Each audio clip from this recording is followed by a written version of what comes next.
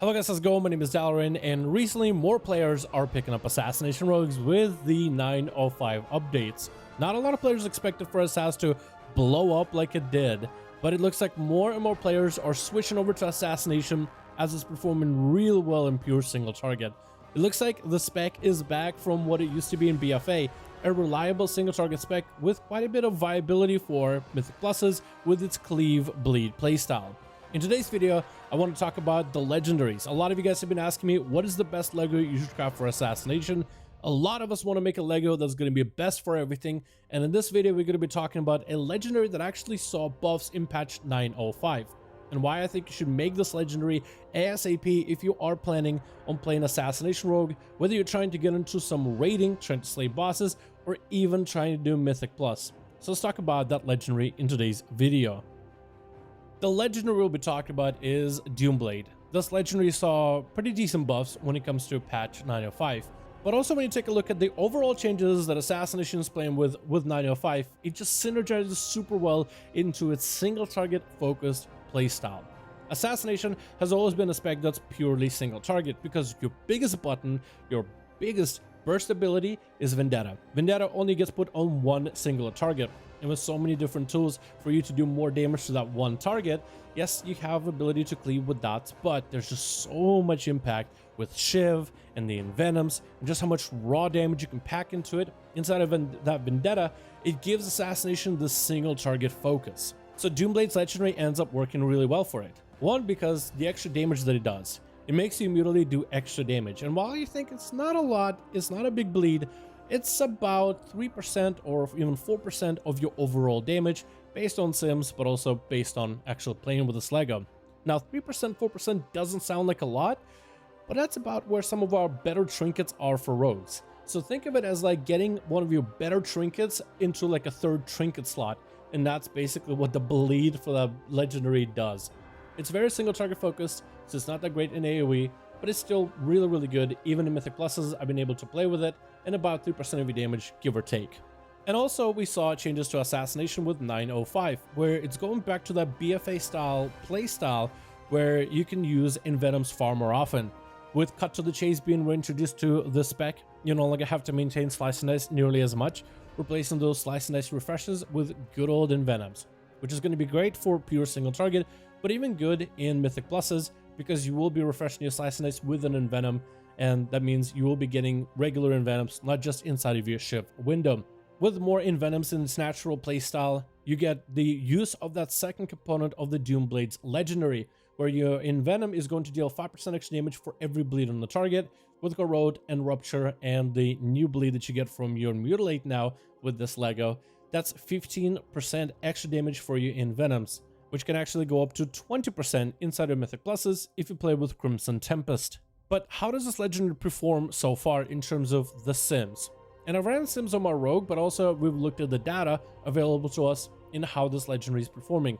Obviously, this legendary has very good use inside of a raid. It was simming very highly, especially for Venthyr rogues. And if you take a look at the data, majority of rogues are getting some great single target output with this legendary inside of Castle Nathria. So already it's really good for pure single target, and that will be the go-to legendary if you are going to be going for raids.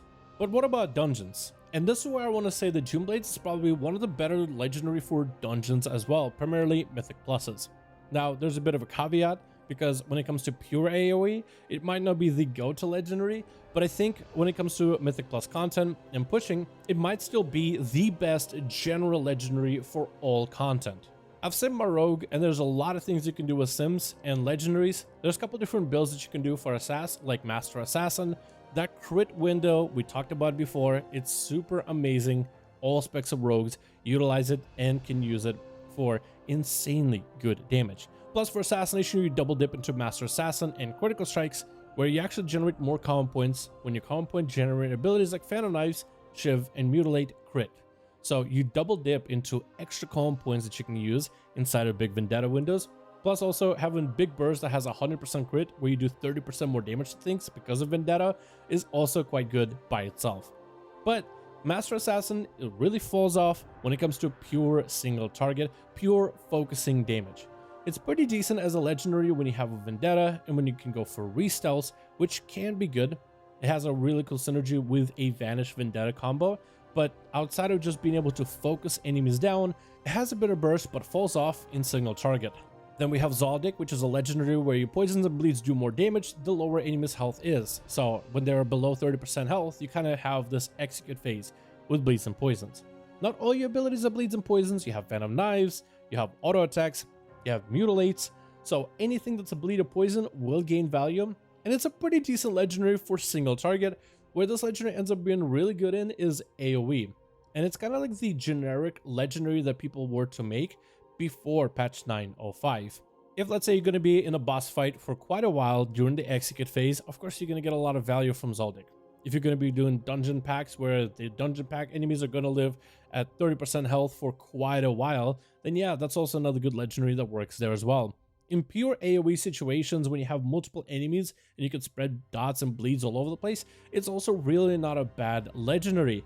But I feel like it's not a legendary that really is the impact legendary. It's not a gameplay changer. It's not a playmaker legendary that you sometimes need in Mythic Pluses in order to get through really tough groups.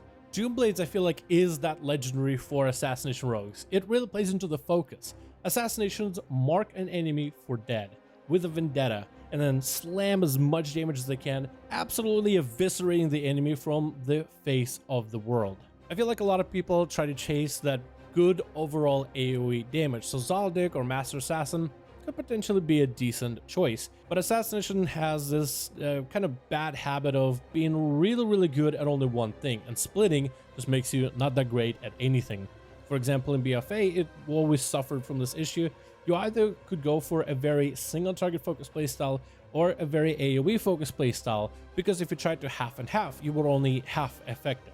But if you went all in on single target, all in on AoE, you were really good at that one thing. With the legendaries and the tools we have in this expansion, I think Doomblades ends up being that legendary that ends up being that all in on the pure single target, just being able to take enemies out. I feel like it's useful in Mythic Pluses for fortified weeks and obviously tyrannical weeks. It is the go-to for raids as of right now, and I feel like if you are someone who's playing Assassination, definitely invest into this legendary. It's also extremely fun. That's one thing I didn't talk about. It's extremely fun. It fits so well into what you're looking to do as a Sass Rogue every 2 minutes with a big shift setup, big envenoms back to back to back. And as we get better gear, more mastery, so it's going to be even more damage, more haste, you'll be able to get even more envenoms in, more crits, so you can hit mutilate envenom over and over during that shift window. As we get more stats, I feel like this legendary will just end up feeling super good and playing really well into that Assassination Rogue playstyle. So here's a video for all of you guys that were wondering, which legendary should you make as an Assassination Rogue? And we get a lot of questions, which covenants, which legendaries, and while I don't want to basically tell you exactly what you should be playing, I think you guys should have the freedom of choice. Definitely consider Doomblade Legendary. This might be the go-to legendary for every bit of content. Make it once, get it to the highest item level possible, and then enjoy playing Assassination in patch 9.05, because this spec is doing really well, and it's super fun right now. Thank you guys so much for watching. I do hope you guys enjoyed. Let me know your thoughts in the comments below, and as always, I'll see all of you guys in another video.